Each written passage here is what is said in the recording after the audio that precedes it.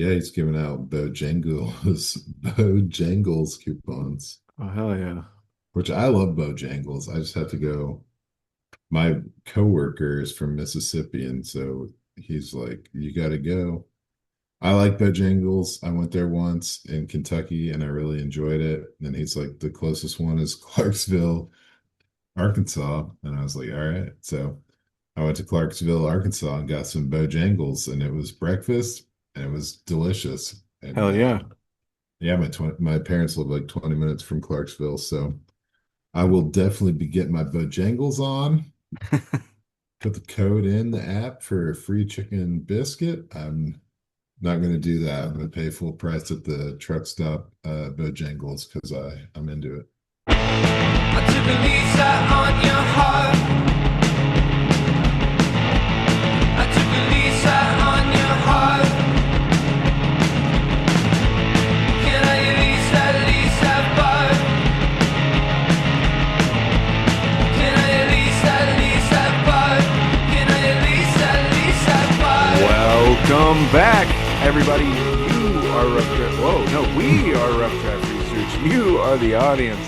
And together, we're on a quest for Dynasty Domination. How's it going over there, Daniel? Great, dude. I don't know if I am rough draft research or you are rough draft research, but it feels like We're all, we are rough draft research. everyone is Rough Draft Research as a unit. As a unit, and it feels good to be part of that unit, man. I'm doing swell. Just living fantasies right now. I've got my annual $100 deposit into DraftKings, Hell yeah, hell yeah. so ready to speculate. I'm really trying, I'm pushing. DraftKings didn't have my back. I was trying to put 20 on Russell Wilson to be the comeback player of the year, but it's Oh, not good on the Lord. list. I'm like, I feel like it'd be a comeback, but you know me, Christian. I'm just doing things, bouncing off the walls. How are you? Oh, I'm good. Can't complain. Ready for the season.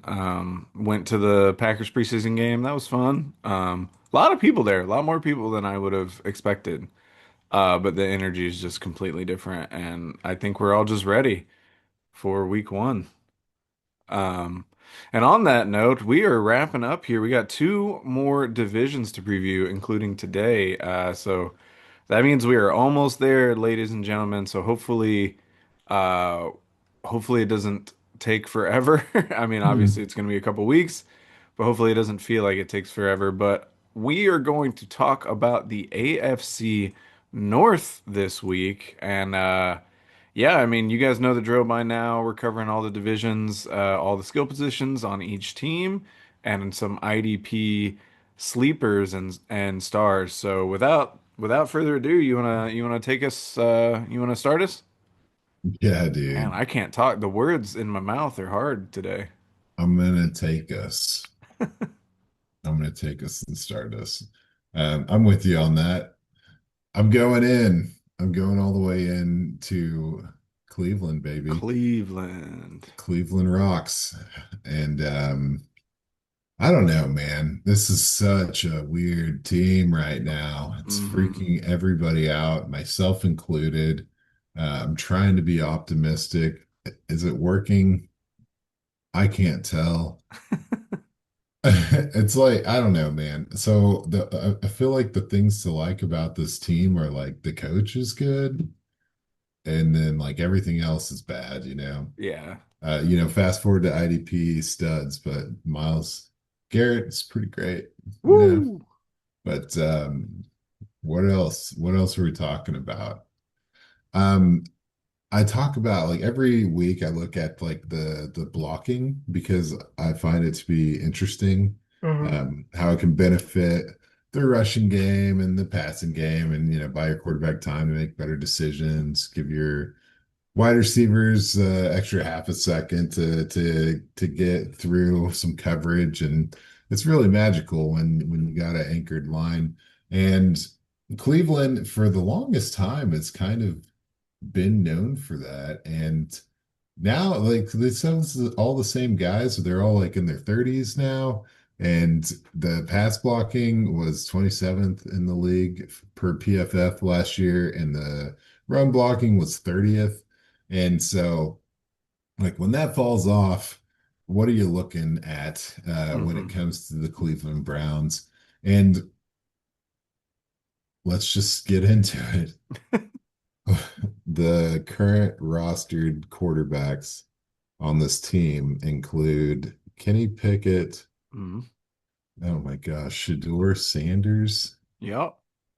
Oh my goodness. They've got Joe Flacco, Yep. Dylan Gabriel, Hmm. Tyler Huntley, and Deshaun Watson. Did I already say him? Did I already Yeah. say him No, twice? you got it. You nailed it. Six, seven, Six. six quarterbacks on the roster. Six. Um, and yeah, Joe Flacco is starting it out as the starter. That's cool, man. I think it's cool. It's been like 6 years since he had a full season, so I don't think we'll see that again. It would be kind of interesting if he got to play a full year. I would be here for it. So as far as like starting quarterbacks or quarterbacks in general with this team.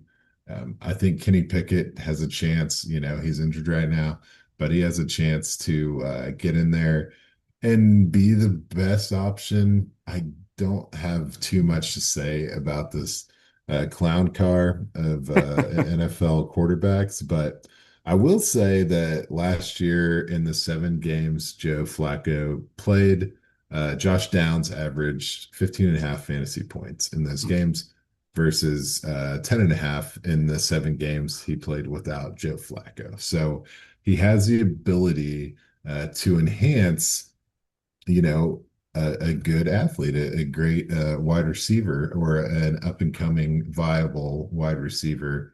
And so I'm trying to translate that from the Colts.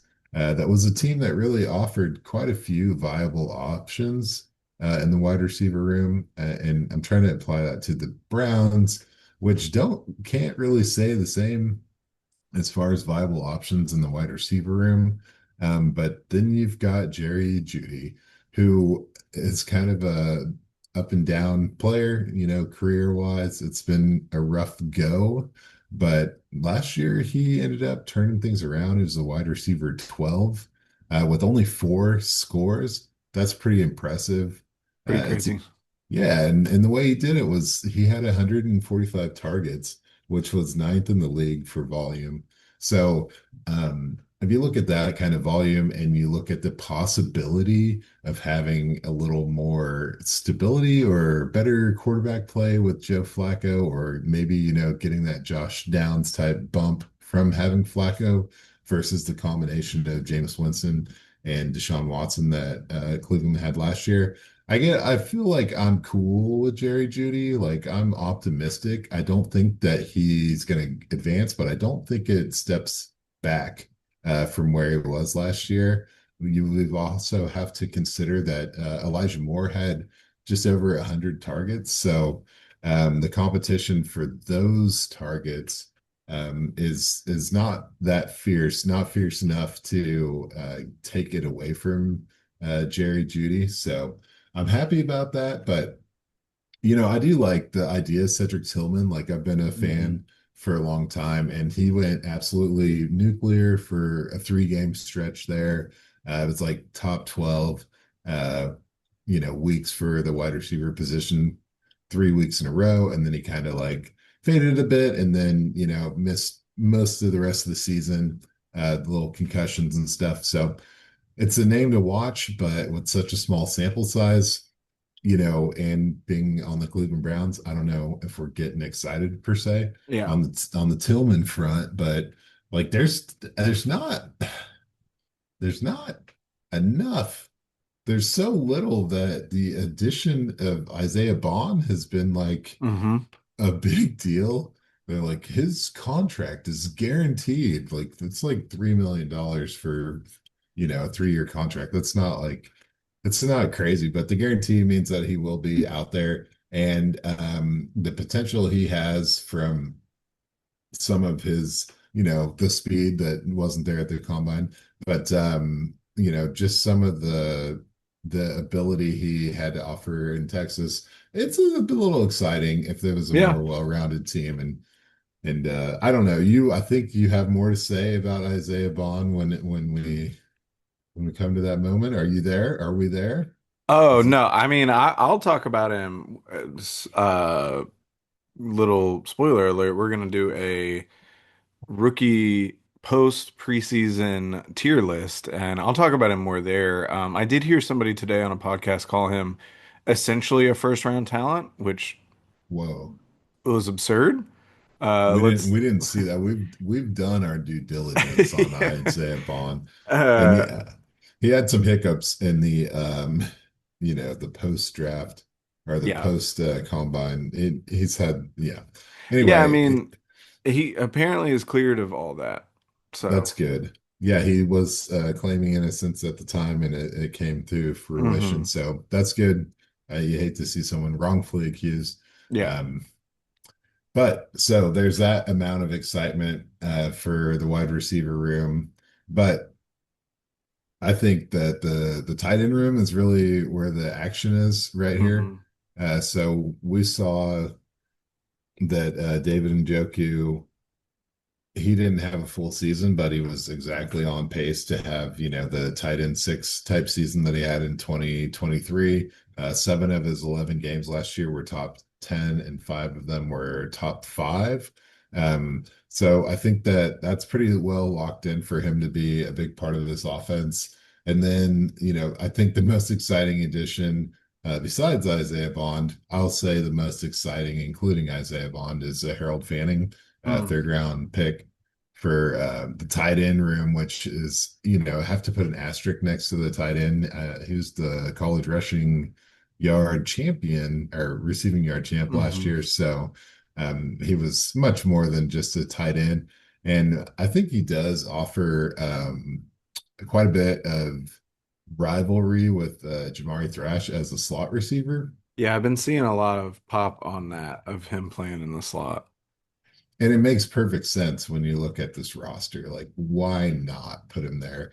They didn't need to replace Njoku at all. They didn't have any need at tight end. So when you target a player like this that was known as a slot tight end, I feel like you have that plan and it translates perfectly into your offense. So, um, yeah, there you go. Pass catchers and passers, Cleveland Browns, question marks. But it has to end there, right? There are no further question marks for this team at all when you're talking about the running back room. Am I right? No. Damn it, dude. This is tough. The Browns, I shouldn't have started with the Browns, but so, all right. You got Jerome Ford. And he got dealt the 1-2 punch to his fantasy viability this past April. Two rookies, pretty good draft capital, second round, fourth round. That's decently high, even in a fourth round for a running back. So here he comes, pretty much done deal. He's burnt toast. It's over for him. And now with the Quinshawn Judkins delay, he's had no actual time with the team in the off season. He's got no contract, so we don't really know what's happening. And so all of a sudden, Jerome Ford, who 2 years ago was RB16, might just be, the starting kind of bell cowish running back for a couple of weeks until we can get up to speed with what's going on with the two rookies. And, with Jerome Ford, I think he's kind of a polarizing talent. He had three top 10 running back games last year, and then he missed some time throughout the year, like here and there.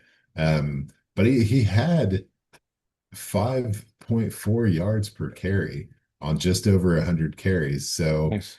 yeah, he's got some juice to him. Um, so I guess the question is, how long until Judkins can play a full role for this team? And then also, Dylan Sampson, we enjoyed several parts of his game, most notably was his kind of like red zone short yardage work. Hmm. He was like a touchdown monster for Tennessee. And, looking at Ford's numbers, he didn't hardly score at all last year. And that good year he had in 2023, the RB16 year, he had 9 total touchdowns.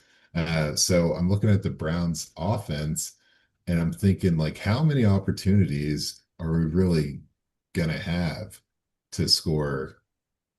And then you add Sampson in there, who is kind of a proven Hmm. guy at the goal line. And all of a sudden, like even without Quinshon Judkins in there, I'm not too excited about Jerome Ford. This team's going to be playing from behind more than likely, and they just don't have a high-powered offense that I can, project at this moment. So the running back room just feels like a wash for now, but I do think Jerome Ford has some upside the first couple weeks of the year, and then whatever happens when the quarterback room settles, the running back room settles, it's completely unknown to me. It's wild, and I don't even know how to really speak on it, but it's an interesting team. It's going to be fun to watch the competition. Like it's only a matter of time before Flacco kind of fades off and one of these other Yeah. guys gets a shot. And Hmm. and there's still Shador, man. I don't know. I don't know what to say about Shador, but there has to be like he has to get an opportunity at some point, right? And when that happens, man, Yeah. who I knows? And that's kind of my issue. Like, I understand Flacco's a professional, blah, blah, blah, blah, blah. But, like, what are we doing? I don't know. To me, like, we know we're gonna suck. It's the Browns. This roster's not good. Defense could be good. But, Yeah, like, best case scenario, Flacco wins you like 4 or 5 games, right? Like, that's right. absolute best. So, what's the point? Why not walk out Kenny Pickett? See what you have with Kenny Pickett. Why not Yeah, Dylan Gabriel? Why not Shadur Sanders? Like, right. they should really just treat. They should have just picked one of those young guys to start, had Flacco in there for advice and as like a emergency guy, and then just see what you've got. See if any of these guys can stop you from having to take a quarterback next year, because then you're just going to be in this room all over again, or you're going to try to rely on one of these guys that you haven't seen yet. I don't like it. Dylan Gabriel looked good in his preseason game. So did Shadur Sanders. And apparently they're super high on Kenny Pickett. So like I don't really get the Flacco thing, other than like, cool, it's a professional. But yeah, this offense, this team is just tough. I mean, the Quinshon Judkins stuff's crazy to me because like you would think after going through a off the field incident like that, then getting cleared of it. Okay, cool, whatever. Still weird. But now he's holding out because of contract Yeah. issues and like doesn't even want to practice. That's crazy. To me, you'd think he'd want to get on the field as soon as possible. Then the report comes out today that they're looking to trade for a running back, Hmm. which is just like, wait, what? Why? Like, you just drafted two of them, so what's going on with Judkins? Like, how long are they expecting this to be a thing? So yeah, it's just bad vibes all over Cleveland, and I get it. The whole reason I haven't taken Harold Fannin Jr. anywhere is because he's on the Cleveland Browns. If he was anywhere else, I would have been all over him. But like, I just don't trust him, and it's like, oh, cool, he's gonna be our hybrid slot tight end guy. Okay, that's sick. Your team is gonna blow. So Right. like, it doesn't matter. Like, oh, he's gonna catch like a couple cool passes a week and then not do much else. Like, I don't buy it. I don't buy any of it. I tried to trade for Jerry Judy, but apparently the asking price on him is higher than I expected, and that would be like Mm, the only guy I'd want, and he would be as like a coin flip dart throw to maybe see if he can get back in the area that he was last year with Flacco, because like what you're talking about, Flacco did he was good for Josh Downs. But yeah, I'm not in on this team at all. yeah. Like there's some teams that I don't want to touch, and ironically, we're gonna cover two Uh, of them today. yeah, Um, and it's yeah, I have no interest in the Browns. I don't I'm not jealous of what you had to do this week to try and come up with stuff to say about them. yeah. Well, Grant Delpit, dude, is a hell of a DB. He's getting Yeah, I triple forgot I digit stepped on your tackles. IDP stuff. My bad. No, no, you didn't, dude. It's just it's a train wreck, man. But Yeah, DB with triple digit tackles past couple of years. I mean, feeling good about him, but Yeah. he's roster at 49%, so it's not much of a sleeper. Danny's got him, so hats off to you. Yeah, I mean this defense should be good, to be fair, Oh and maybe yeah. Oh maybe yeah. that's what they're looking at with Joe Flacco to keep them in games or whatever. Because I mean, add Well, Mason Graham, Carson Schlesinger to the defense that was already good. mm, I like that. I just don't like this Flacco thing. Like Indianapolis should have just packed it in last year, and it's like just quit trying to force this stuff, man. Just like Yeah, let your team suck. Just let your team suck. You're unfortunately, gonna get better faster if you just let them suck. that's not the way the NFL works. You'll get fired, and these guys are worried about their jobs, which makes Kevin sense. But Stefanski's not gonna get fired, you wouldn't man. think, but crazier things Jeez. have happened. All right, I will pick up on the Cincinnati Thank you. Bengals. Thank you. Yes, little. I found the Bengals hard to discuss as well, actually. Not for the same reasons. There's No. just not a lot of change on the offensive side of the ball, and quite honestly, not really the defensive either. Um, Part of me just wants to say like the 2024 season, but in 2025, and then let's pack our bags, get out of here early. Because like I Okay. don't, I don't really, but Ditto for the Ravens. but that wouldn't be super entertaining. So, going into the quarterback room, I mean, Joe Burrow is amazing. Obviously, in his three healthy seasons, he's finished in the top 10 all three times and the top five twice. So, barring injury, he'll likely be in the top three again this year. Like he was the QB3 last year. And it's probably just because to keep themselves in games, the Bengals are going to have to put up 600 yards and six touchdowns every week. So I Mhm. there's no reason he wouldn't be in the top three. He obviously doesn't have the rushing upside of some of the other top quarterbacks, but with the how many times I mean, he threw the ball 620 something times last year. I have it written down somewhere. 656 times. So he's going to be in that number again, you would think. Um, and it's all about injury, which injury is always going to be a concern when you're playing behind this Bengals offensive line. They finished the season last year ranked as PFF's 30th offensive line, and they're beginning this season ranked as the 31st offensive line. So, I mean, really, just for the product on the field and for fantasy, we just got to hope Joe Burrow doesn't get hurt again. Um, but if he doesn't, then he'll be in the top three, at least top five, but probably top three for QBs. You go into the running back room, and again, not a lot of movement here. Chase Brown was electric last season. He finished as the RB10 and the RB14 in points per game.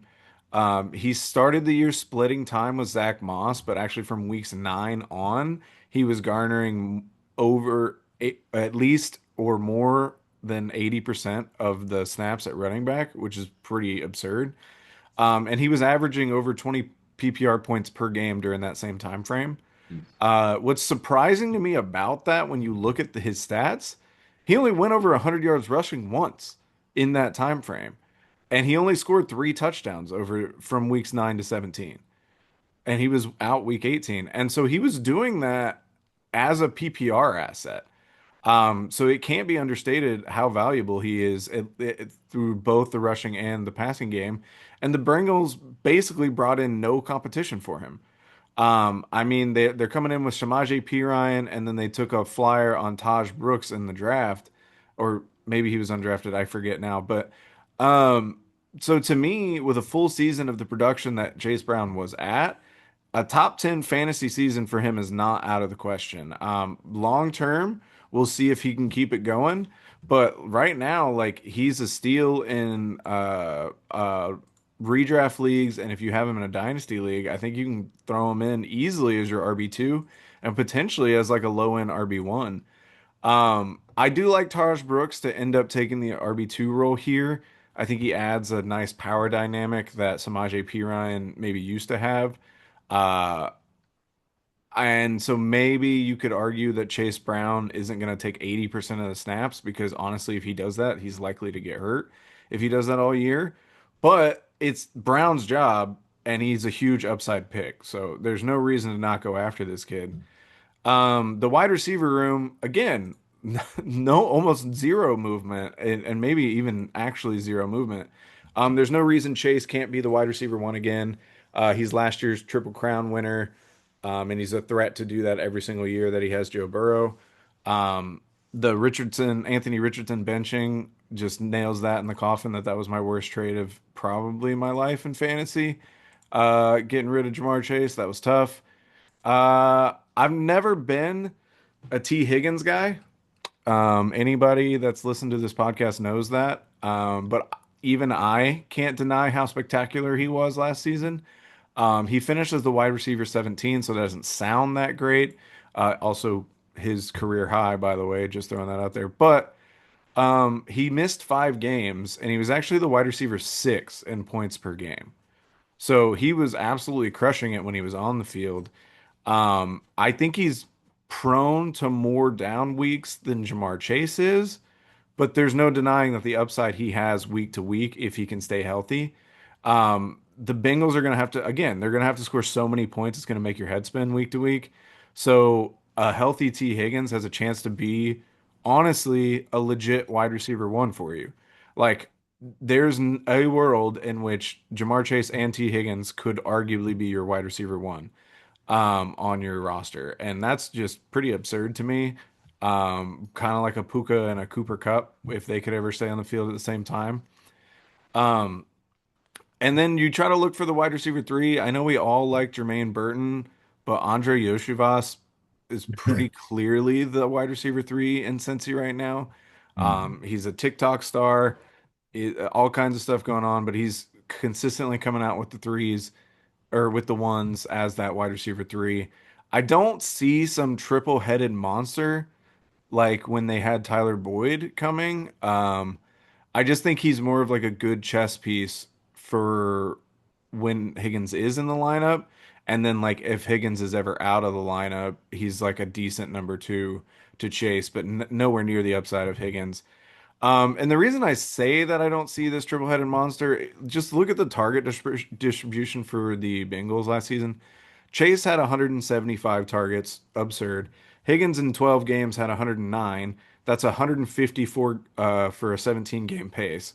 Chase Brown got 65 and Mike Gesicki got 83.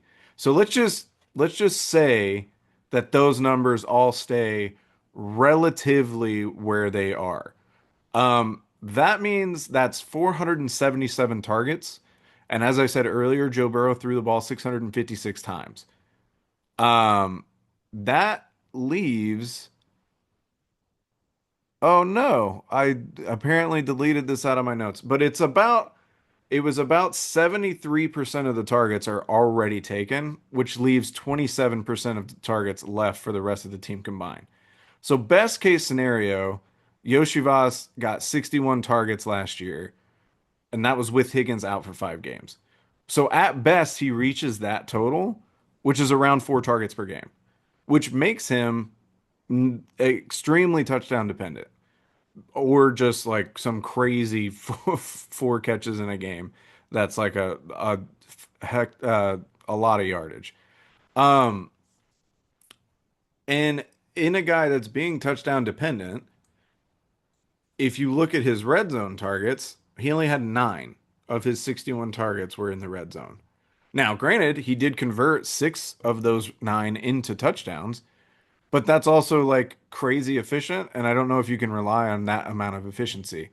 So I just think the wide receiver three in Cincy right now is just not really something that I'm intrigued about. I do like Yoshi Voss as a depth add, and if Higgins goes down, because Higgins has only played a full season twice, he's not really missed super large chunks of seasons, but he has the injury bug a bit.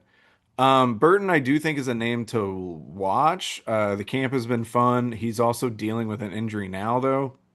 And then obviously he had a bunch of negatives last season, being benched multiple times for off the field stuff, and just being kind of a knucklehead. So I obviously Chase Higgins, sky's the limit on them. Everybody else, meh. That includes honestly the tight end room. My What? first note here is: does Joe Burrow hate tight ends? He's produced a top 15 tight end exactly one time in his career, and that was last year with Mike Gesicki, and he was the tight end 13. Uh, we all know, oh, 13 sounds good. That's like almost a tight end two. Well, a tight end two is basically useless. Like anybody after tight end eight is interchangeable, mostly garbage, and maybe some boom weeks. So we look at his tight ends. His tight ends average around 63 targets, and that's not, I didn't account for any games that Burrow missed. So some of those, maybe some of theirs got boosted up while Burrow was gone by his backups. But they averaged 63 targets and a tight end finish.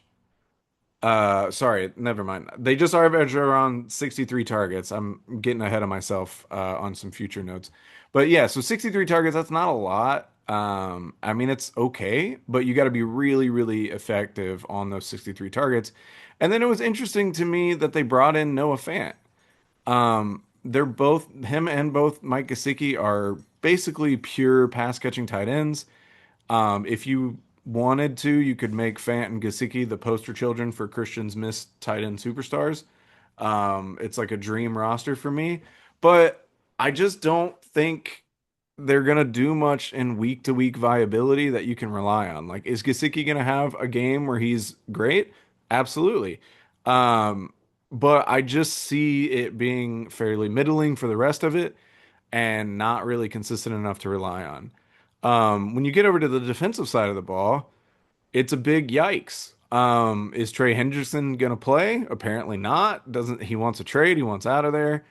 So that's your IDP superstar. Logan Wilson, I will still pound the table that he's underrated. Over 100 tackles in three straight seasons, and 98 the year before that 3 year stretch. So like basically 4 years straight. He is 29 years old though. My sleeper I'm gonna throw out. I've talked about him before. It's Demetrius Knight. He was the Bengals' second round selection. He is only rostered in 41% of IDP leagues. And he's already making a great impression in camp, making all kinds of plays, being talked about as a leader already. He is 25, so that kind of makes sense that he's a little more into that leadership role than some rookies. The preseason, though, has not been great for him. He's been out of position quite a bit and allowed some big plays, but Zach Taylor chalks that up to a learning curve, and he isn't really worried about him. Commented on his great camp and just that he just once he gets taught something once, then he usually corrects it immediately. So they're not really worried about it, and he is already on the depth chart as a starter. And I just think there's going to be a lot of tackles that need to be made for this Dingles defense, and I look for Knight to be a vacuum for that. Yeah, there's going to be a lot of tackles need to be made.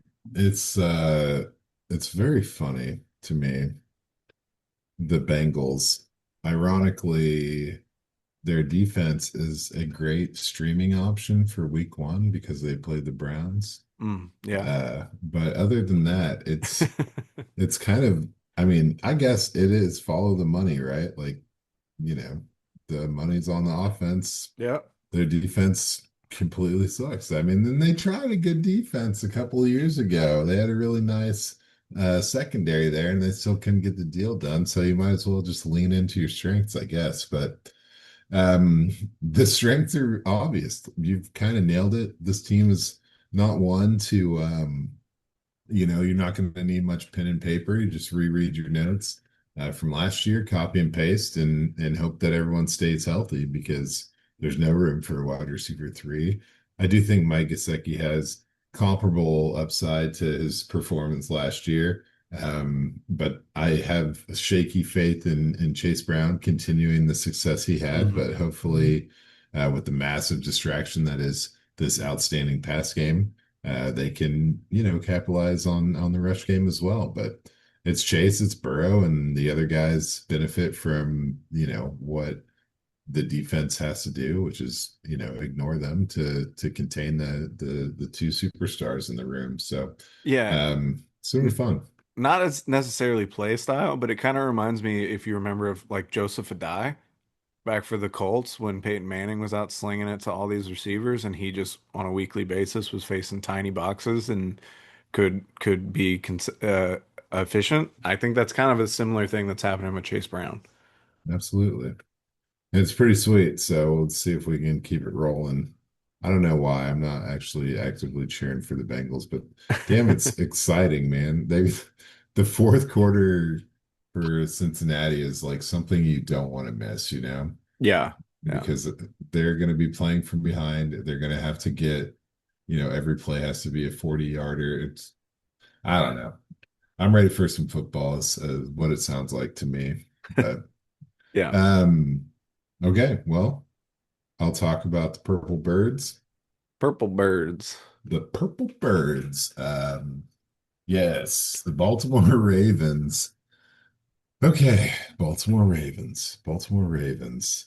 Baltimore Ravens. Very similar to the Bengals. Yep. Not a lot of shakeups when it comes to their offense. Actually, it's kind of devoid of any shakeups, but I'll Hmm. get into the singular addition that they got into.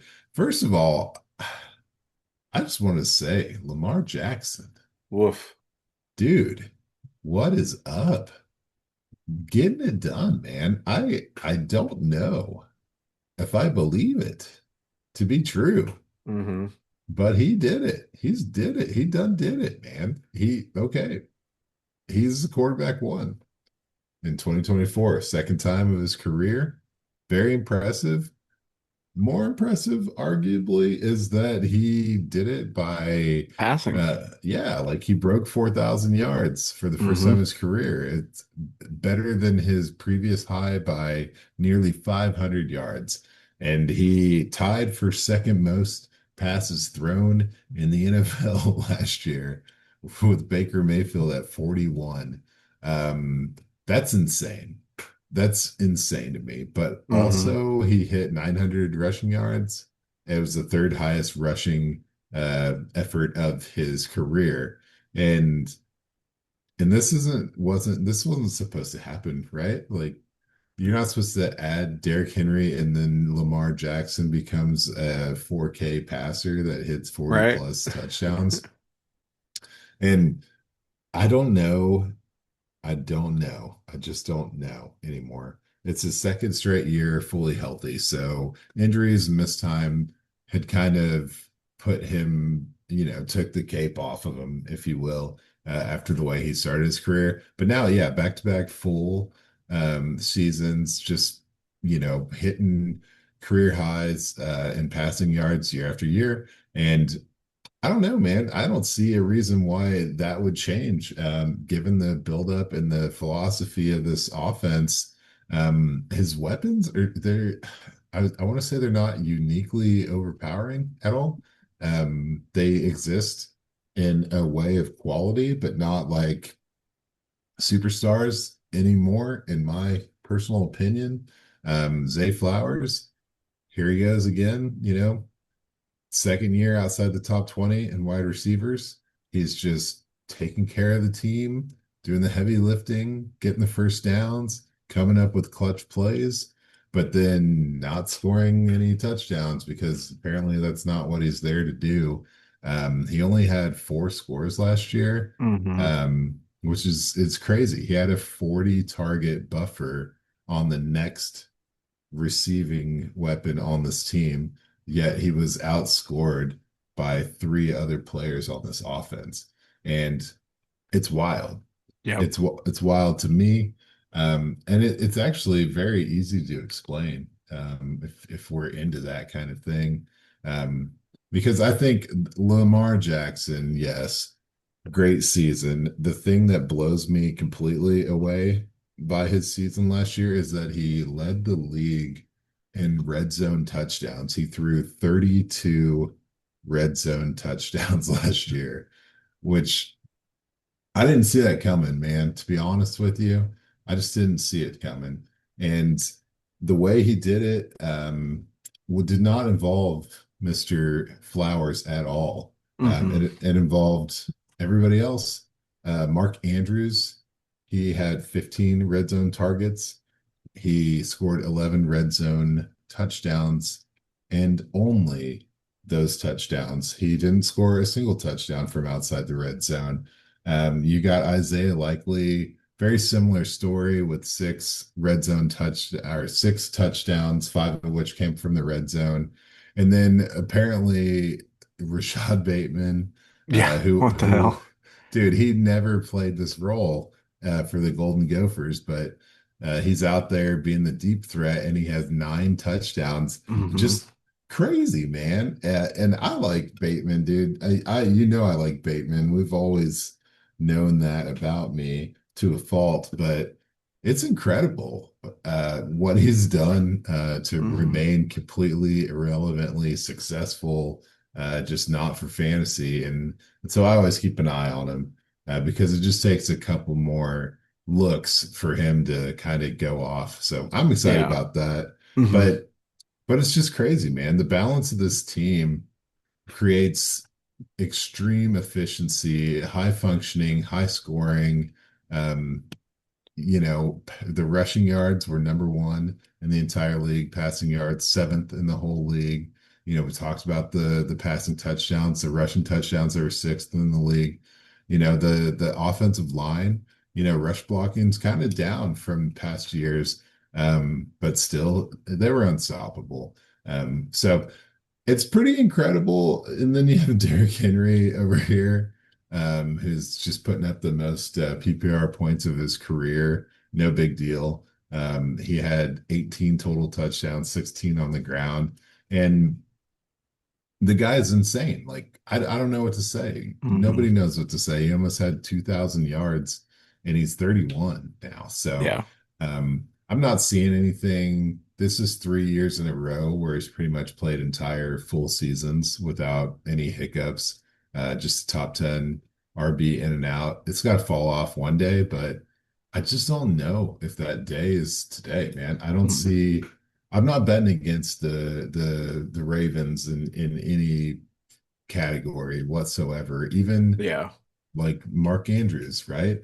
We know that he dropped a pass, that pretty much ended their playoff run, and now they got to open the season against Buffalo on Sunday night. It's going to be insane.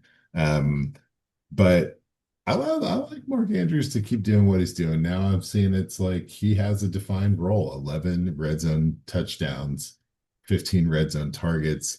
Despite the regression he may have as a complete player, he is still, that guy when it comes to putting points on the board. And they know that, and they're not going to shy away from it.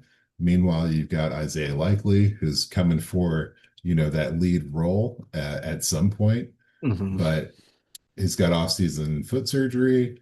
They're being ambiguous. Maybe he misses a few weeks. Maybe he just has a slow start and doesn't miss any time at all. So it's it's the same Ravens it's always been. Like they're going to be successful. We don't really know what it's going to look like. I bet it's going to be great for Lamar, sweet for the rushing game, and then otherwise just like some kind of mid-level fantasy components that Hmm. you'll be happy to have, but they're not going to win you any leagues. So Yeah. that's where I'm at, man. I mean, I don't know what to say about the Ravens. It's the same as it always was. It's awesome, man. They're just kicking ass. Yeah. Yeah, I mean it's hard to really talk about them saying they have a very similar problem to the Bengals. I mean, yeah, like Derrick Henry, honestly, until he retires or gets hurt, I don't see it falling off. He just looked too good and he's just a freak. Like it's just built different. I know that's a cliche or whatever, but and then Lamar Jackson, same thing. That's Like right. he arguably should have been the MVP again last year. Should have. Uh, and I don't see why it would stop. And, Mark Andrews is probably going to luck his way into some touchdowns. He doesn't look like the same guy that he used to be, but as long as he can get open for Lamar and not drop the ball, then you're right. Like there's no reason why he wouldn't be able to pull that off. And then yeah, it's just the wide receiver room. And Zay Flowers, the fear was always that he wouldn't get touchdowns. And then in a year where Lamar throws 41, he only gets four. That's Yeah. just reaffirming that fear. And so as much as I'm a Zay Flowers guy, I think he's awesome. but I just don't know that you can rely on him. Like you're saying, like he'll be good. He'll get you like 10 to 15 points just from PPR. If you're not in a PPR league, I bet he's a hard sell. But that's 9 touchdowns in 2 years, which just is not what you want to see. But and on over 140, 150 catches. So I don't know. He is a great wide receiver 3 to 4 for your fantasy roster, I think. But outside of that, he seems to be lacking the upside. And then Bateman, like, cool, he got 9, but he's so inconsistent that it makes him hard to rely on. So yeah, I mean, great things for the rushing game. Lamar Jackson's a stud, and Mark Andrews is probably going to still be kicking around.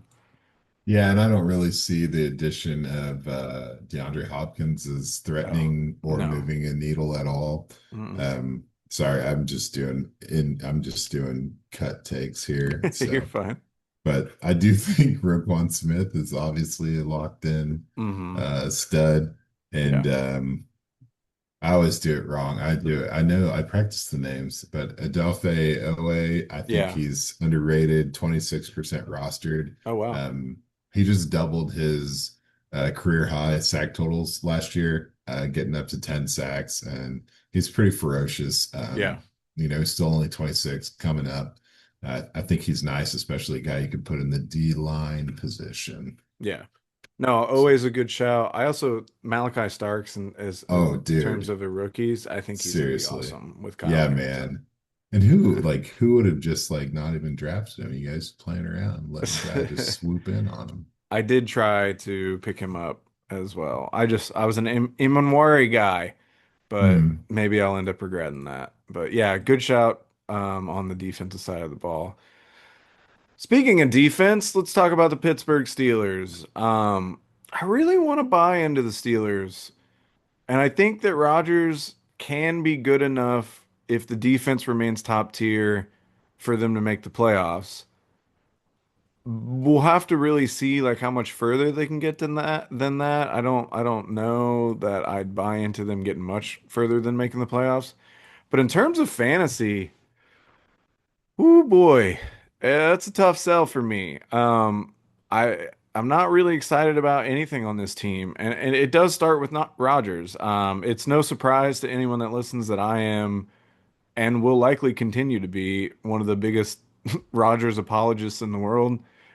He's one of the greatest of all time, and nothing that happens over these last 3 years is going to change that.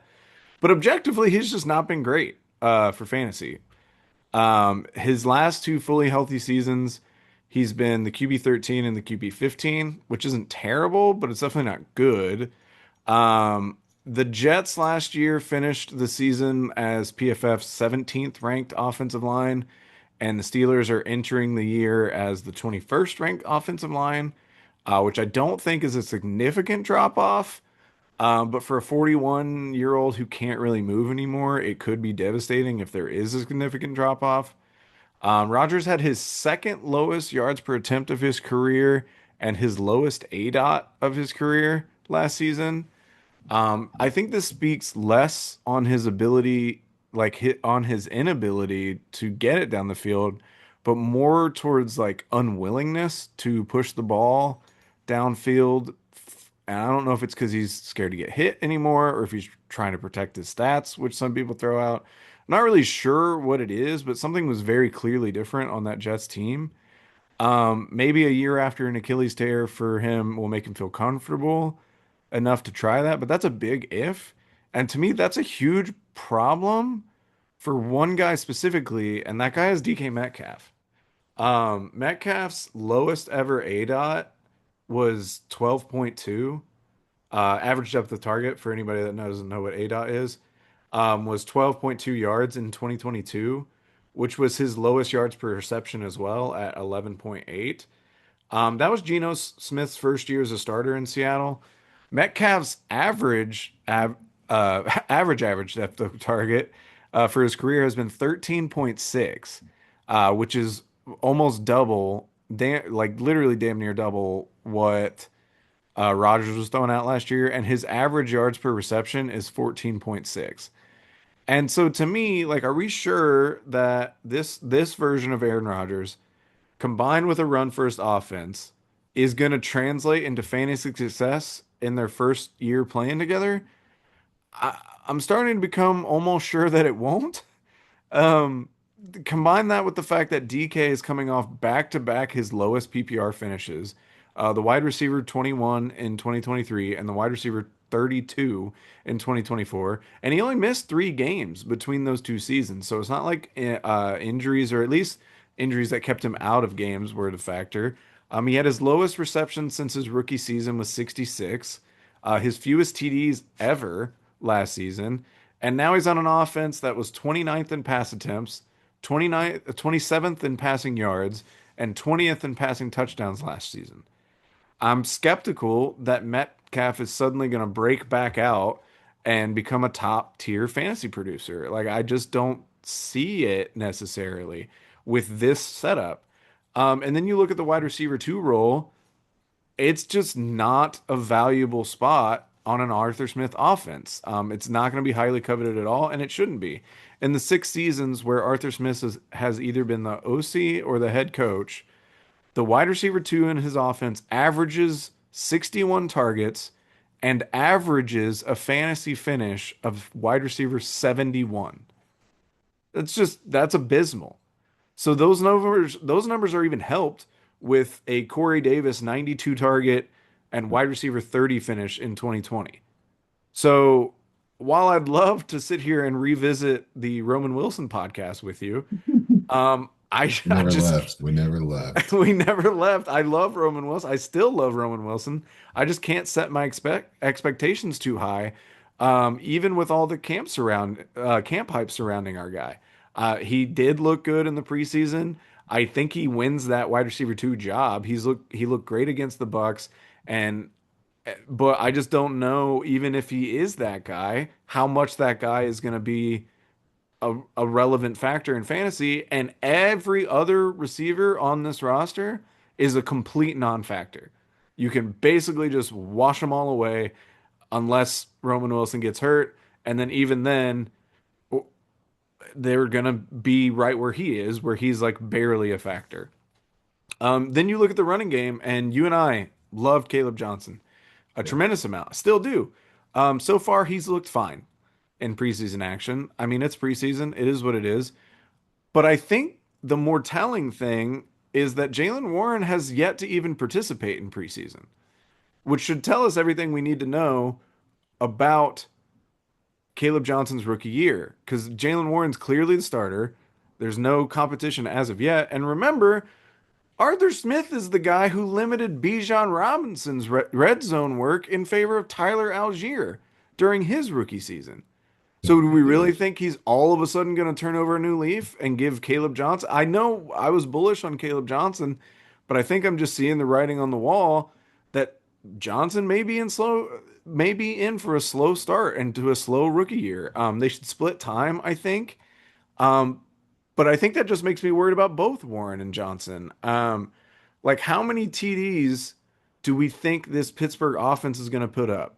Because last season they put up 37, which was tied for 22nd in the league. And that's 37 total between passing and rushing. Um, there is a small upside for the RB room that both Jalen Warren and Najee Harris got 48 targets last season, which means Johnson might have a chance to grab some of those. Oh, but guess what? They also brought in Kenny Gainwell, who apparently they love. And that guy seems to be taken would be in line for a lot of this passing down work as well. So I think we're just kind of in for another frustrating RB room from Arthur Smith, who's honestly starting to become an adversary of mine. I just can't stand it. Uh, I Uh-huh. I think you can see what he's doing, because if everybody on your team is a viable option and a viable threat in your scheme, then you should be harder to defend. Except that it hasn't produced any great results so far in the NFL. And it's just been a bane of the fantasy community, which he doesn't give a shit about. He's been vocal about that. But I don't know, if you're going to do it like this, be better than this. I don't know. It's just frustrating. I couldn't find anything to get excited about. And then you're like, okay, well, at least there's one proven position that Arthur Smith won't mess with, and Pat Fryermuth. Oh, wait, no, the Steelers traded for Johnny Smith, which is one of the more bizarre moves to me this offseason. And so, like, trying to look at this tight end room was even frustrating, but I know we like Fryermuth, but I really do think Jonnu is going to be the fantasy asset of the two here. His relationship with Arthur Smith and the versatility that he provides should make him the more targeted option. I know Pat Fryermuth is younger, which is crazy that he's only 26. He seems like one of those guys that's been in the league for 10 years. Um, but he has already, like, Pat Fryermuth just is what he is.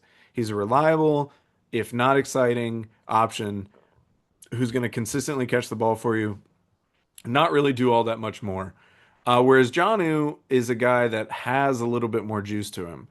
Um, but neither one of these tight ends is somebody that I want going into the year as my tight end one, maybe not even a tight end two. And if you're carrying a tight end three, then you probably messed up your redraft, to be honest with you. So, but gun to my head, I would have to pick Jonnu Smith. And then the defense. This is how the Steelers get into the playoffs. The Steelers have so many stars on defense. It's crazy. It's hard to choose one to talk about, so I didn't choose. TJ Watt is the obvious choice. He's incredible. Patrick Queen had a great year in his first season as a Steeler. Alex Highsmith, perennially underrated. Nick Herbig, also a great number three at the edge position. And then they bring in Jalen Ramsey. So all those guys are going to make this defense tough to move the ball on.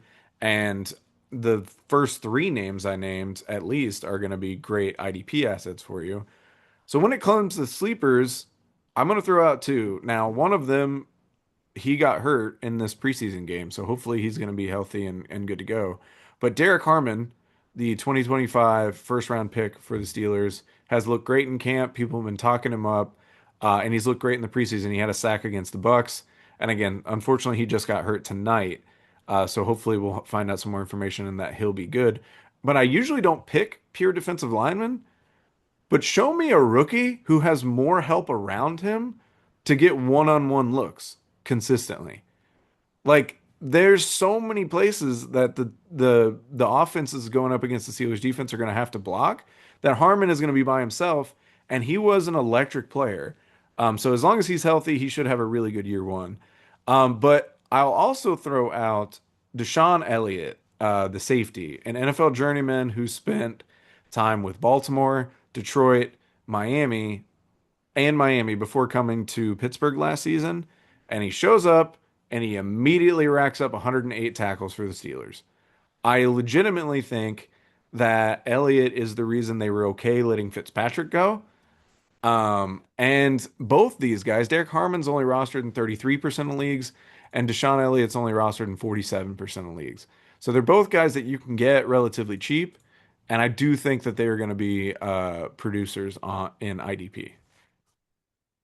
Nice, dude. Yeah, I mean, IDP powerhouse, Pittsburgh Steelers. It's You been that nailed way it. for a million years.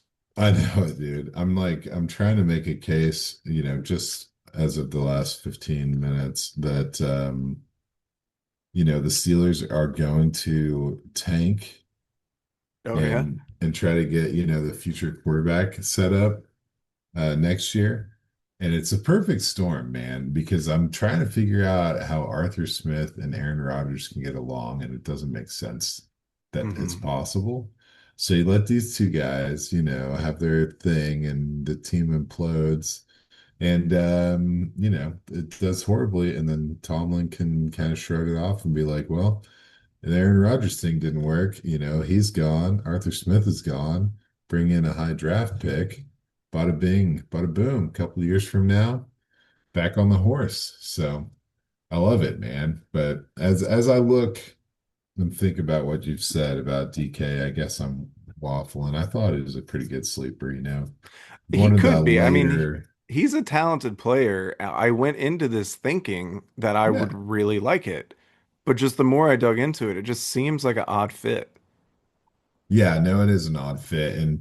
But I don't know. I ran a few redraft drafts this year, and I'm looking for like team wide receiver ones that you can get later in Mm, drafts. mm. And DK comes up, Jerry Judy is another one.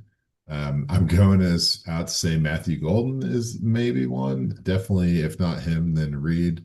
And so I'm just having fun, like picking at these like the team alphas, knowing that they'll be viable in a sense, kind of a good value later in drafts, even if the names aren't sexy, if the spots aren't good, just hoping they can outdo their ADPs. But now I'm looking at the Pittsburgh running back room as tell me Jalen Warren is the man, and I'm seeing some names pop out outside of Caleb Johnson that I think that we can all be excited about. They've got a dude, Ohio State legend, Trey Sermon is on their team. You gotta look out for that. Let's see, it was 20. No, let's see if I can do this. 2022 college rushing champ from Central Michigan. Lou Nichols is on this Ooh, team. ooh. Yes. Going Never Say Die, the champion of the combine step counting 2024. Evan Hall is on this team. mm, So it just doesn't stop. it really Memphis, doesn't stop. great. Kenny Gainwell is on this team. It just doesn't stop. So anyway, the Steelers, man, they're gonna be cool. But you're right. This is a rough division, man. Really polarizing, highs and Yeah. lows If it's offensively. two teams I want almost nothing to do with in redraft at least. I still like Caleb Johnson for Dynasty for the record, but and then two teams who are going to be awesome on offense, but it's hard to talk about them without just repeating Hmm. that phrase. Yeah, they have a system in place that hasn't changed. Yeah.